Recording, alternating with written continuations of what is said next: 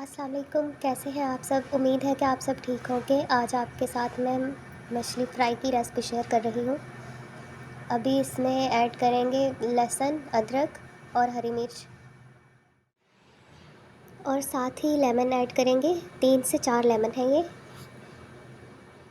देखिए।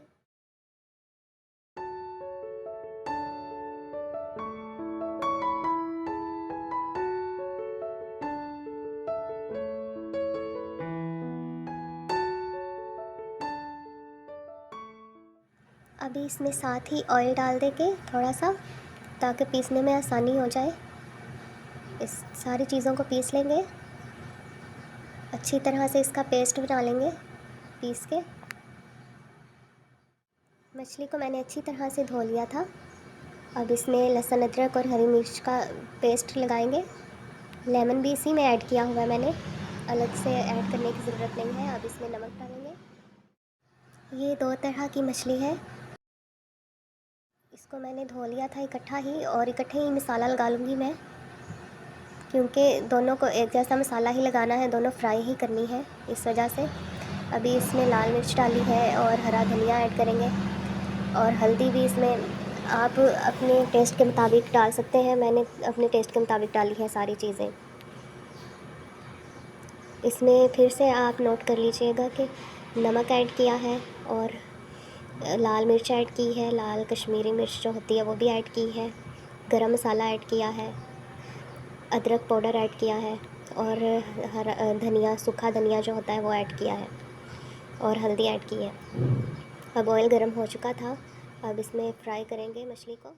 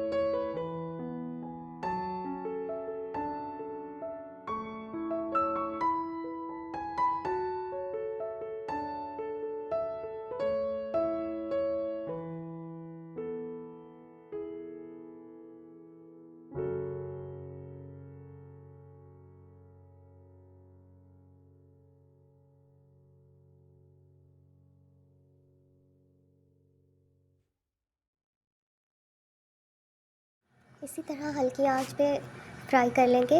और अगर आपको ये रेसिपी पसंद आई है तो ज़रूर बताइएगा कमेंट में, और मेरे चैनल को सब्सक्राइब करिएगा, लाइक और शेयर भी करिएगा। ये देखिए मछली फ्राई हो चुकी है।